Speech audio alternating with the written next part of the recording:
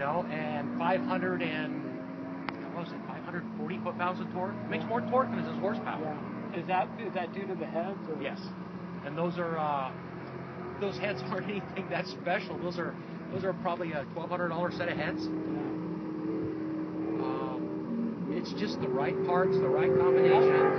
The thing's only 10.2 to 1 compression. That is a pump gas car. You can drive that around the street all day long. See, that's all I need.